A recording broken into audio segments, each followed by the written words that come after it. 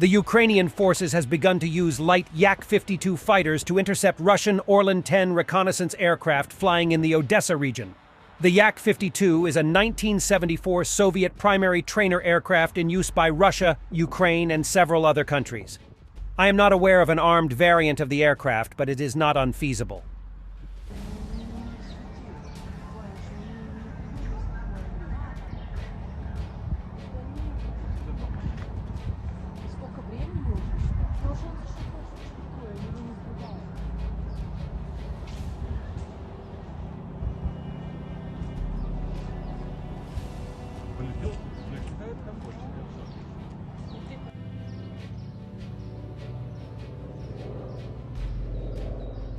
Russia delays wage payments for volunteers and underpays them.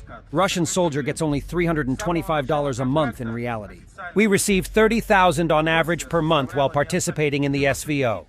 Fighters of the Cascade says about monetary allowances in the Russian army. The military personnel said that the monthly allowance declared by the president in the amount of 195,000 rubles does not correspond to reality. Since the beginning of 2024, cash allowance payments have not been made for more than 2 months, the fighters clarified. The presidential one-time payment in the amount of 195,000 rubles did not reach any of the military personnel.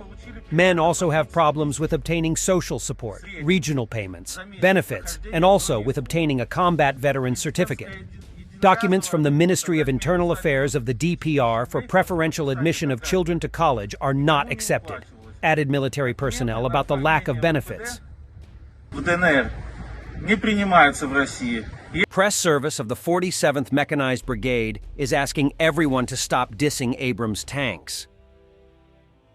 These tanks do a great job on the battlefield, and we're definitely not going to hide from the enemy what usually makes them hide themselves. And even more so, to leave our infantry without such powerful fire support. Yet, what, where, and for what purpose is being transferred by the armed forces of Ukraine is not something we will comment on publicly.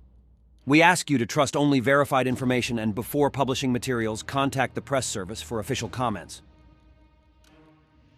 Ukrainian special forces hit the new Russian radar Podlet K1. The cost of such a radar is more than 700 million rubles or more than $5 million. The specified system was used by the enemy to detect and transmit target coordinates to the Russian S-300, S-400 air defense systems.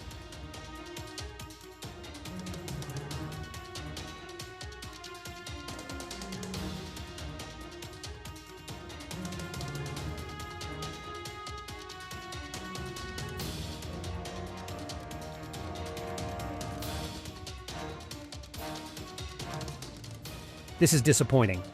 If you are wondering why you never hear about GLSDB being used by Ukraine, it is because it has been an operational failure. Boeing and Saab were awarded a contract and delivered GLSDB to Ukraine. But in a real-world environment, it doesn't actually work. Due to electromagnetic interference from the Russians and the normal wear and tear of the launchers being out in a real-world environment, GLSDB never proved reliable at hitting its targets on the battlefield. This might have contributed to Biden's decision to send long-range ATACMs finally in February. One company, I won't say who they are, they came up with a really cool idea of taking an air-to-ground weapon and doing a ground-launched version of it, and it would be a long-range fire weapon. And they raced and did it as fast as they could. We even limited the testing in this country. We said, look, just test for safety. Otherwise, the operational testing will be non-cooperative with the Russians. And so then we sent it to the Ukrainians. It didn't work. It didn't work for multiple reasons, including EMI environment, including just really the dirt and doing it on ground, the TTPs, the dot mil. It just didn't work. And what happens is when you send something to people in the fight of their lives that doesn't work, they'll try it 3 times and then they'll just throw it aside. So that's happened too. What Russian soldiers left behind in Ukrainian school.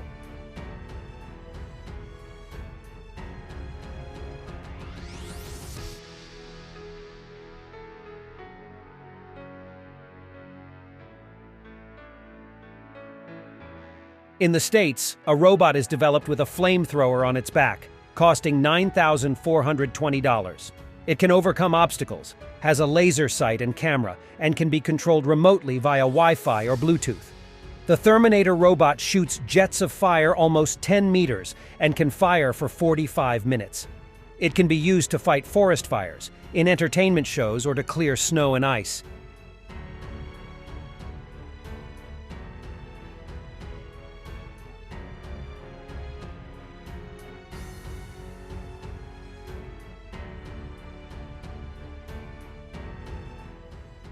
The Houthi group in western Yemen has just released a statement in which they claim responsibility for the shoot-down yesterday of a U.S. Air Force MQ-9 Reaper surveillance drone over northwestern Yemen, as well as a missile attack earlier today on the Panamanian-flagged and British-owned oil tanker MT Andromeda Star in the Red Sea. According to the UK Office of Maritime Trade Operations, the Andromeda Star was attacked today by at least 3 anti-ship missiles, with 2 having struck the ship, causing currently unknown damage. The U.S. Army Striker M. Shorad conducted live fire engagements alongside Romanian Gepard B-2 SBAAG during the X-Sabre Strike 24. The difference in rate of fire between NG-30X 113mm XM 914E1 gun and Oerlikon 35X 228mm KDA gun is significant.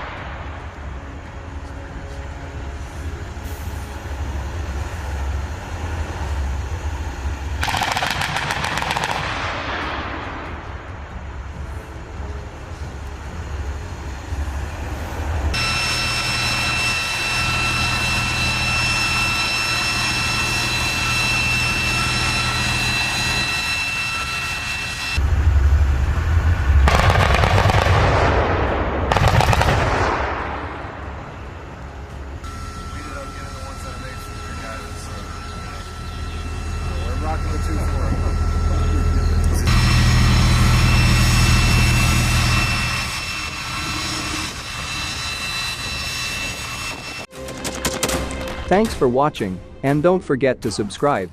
Also, if you want to support Warthog Defense, please become our member and get early access to new videos, exclusive members-only videos, and become administrator in comment section. The membership link is in the description. Rescues every day. We had a guy last week, it's 6 rescues in 6 days. You know, he's doing the job every day.